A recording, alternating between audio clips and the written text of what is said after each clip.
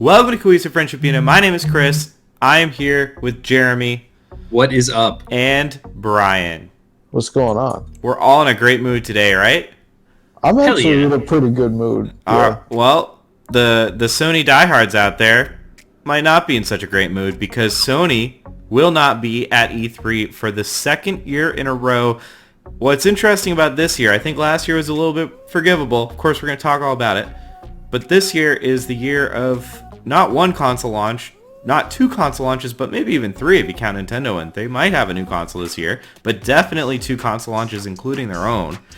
So we're going to talk about, is this a good move for Sony? Is this spelling doom for E3? But before we talk all about everything that we just mentioned, we are doing a giveaway for a copy of Risk of Rain 2 on your platform of choice. All you got to do is be subscribed. Check out our community tab for more info. So if you love us, sub us, like the video, share the good word.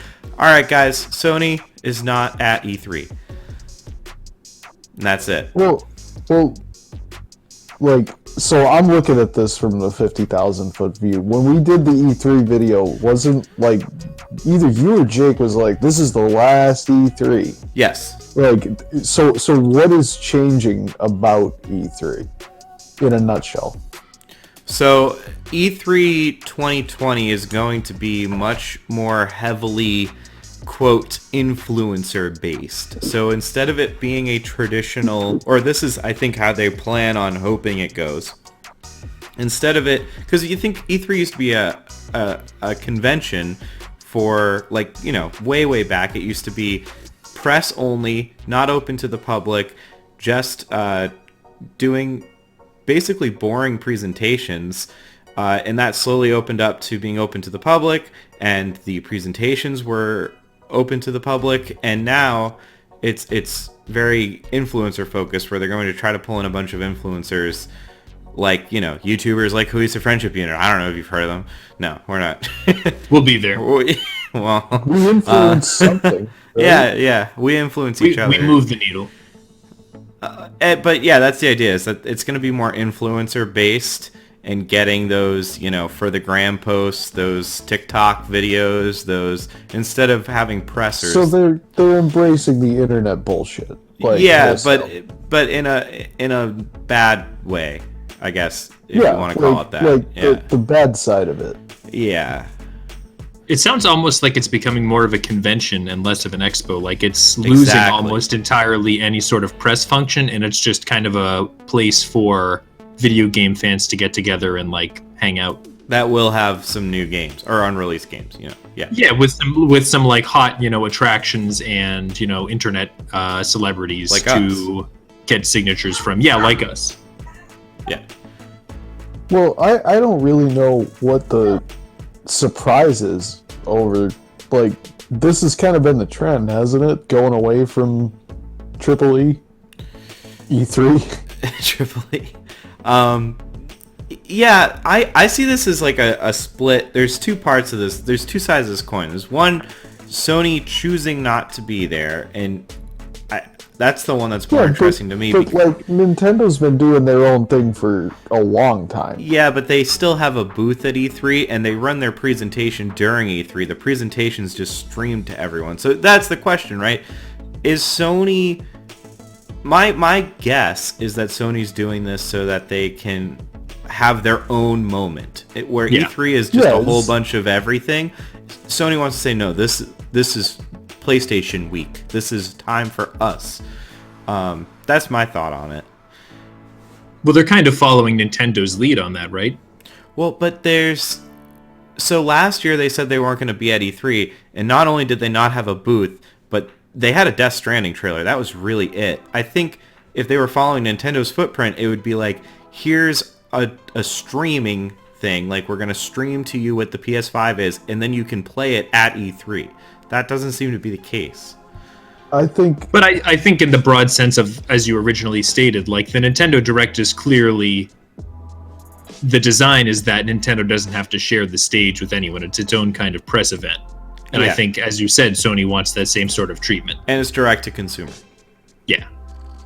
Well, Nintendo sort of has the pull to do that. Like, Sony has a pretty dedicated fan base for their first-party titles, but I would venture to say that Nintendo's is larger.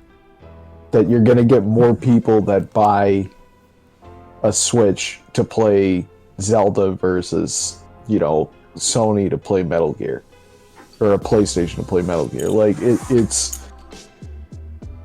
Yeah, I see what I you're don't know that it's... Like, Nintendo, their model doesn't really work that well for anyone else because they have that huge first-party library that has a lot of really dedicated fans that they can lean on.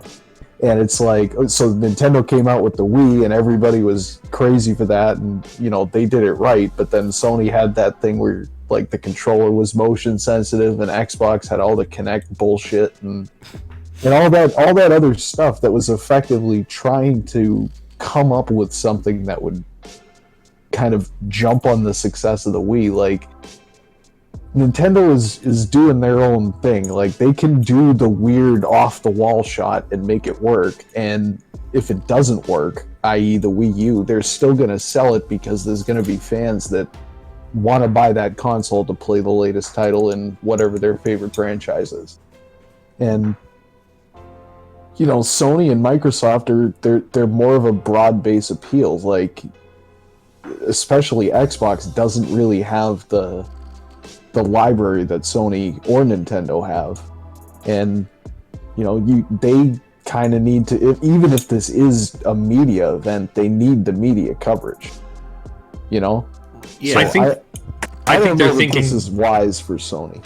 Yeah, I don't know that it's wise. I think their thinking is that since Microsoft is kind of on the back foot with the overall, I would say, kind of disappointment of Xbox One, while they still have probably as big of the market share as they're going to get, try and peel away build up kind of a cycle of press coverage like Nintendo is able to have, where every year they have the Sony Direct. They won't call it that, but like the equivalent they do sort the of thing. And then they can own that news cycle and they don't have to compete with all the other things that are coming out of E3. So I think that's the thought process. I'm inclined to agree that it's probably not necessarily a good idea. And it's like also less fun because I don't want to tune into 7 different fucking videos, because at a certain point it becomes, just like a news story and not a news cycle. And then you've lost what you were trying to get in the first place. But sorry, go ahead. I would argue that for Sony and Microsoft, or, whatever you want to call Windows' gaming arm, like, it would make even more sense for them to be at E3 because they have more stuff to show off. Like, they're not just... Sony isn't just trying to sell you a PlayStation. They want to sell you a TV and speakers to go with it and, like, pretty much anything electronic. Microsoft, if it's got to do with a PC, like, they want to have their finger in that pie. Nintendo is... all they do is video game. So, like, you if you're going broad base, you need to have the broad base appeal, which is what people are watching, and apparently this is the influencers and the Instagram shit. That's what people are watching because that's the model that they're going to. I have 2 kind of questions that pair with each other, so I'm gonna kind of ask them both. One, do you think this is it's kind of no secret that the Xbox One Series X, I have to say that slowly because I still catch myself saying it. The Xbox One Series X is going to be an absolute monster and probably cost a lot of money and more than likely outperform the PS5, only because it seems like there's going to actually be 2 next-gen Xbox consoles, kind of like how there's the PS4 and the PS4 Pro and the Xbox One S and the Xbox One X, except instead of launching a few years down the line, Xbox is going to launch with 2 right out of the gate. So do you think Sony's a little hesitant to theoretically go toe-to-toe against Xbox at E3? Because that's historically how these things go. There's usually some kind of unveil event in the late winter, early spring, and then there's the real push at E3 where they show you the launch titles, the price, the release date. That all happens at E3 to prep for the holidays. Do you think Sony's apprehensive about going toe-to-toe with this really ridiculous console being the Xbox One Series X? And how do you think Sony is going to show off the PS5? That's a lot. Sorry. Yeah, what are like the where is the PS5 currently? Like, what do we know? What's come out about it? Wired has an exclusive deal somehow, Wired magazine of all places, with Sony, where they are occasionally showing bits of an interview in their magazine. And we've gotten, I think, 3. And that, we know that the SSD is going to be fast and the controller is going to be different and whatever. So, like, the design, it's like prototypes have probably been made. Yeah, the dev kits you can see pictures of. Okay.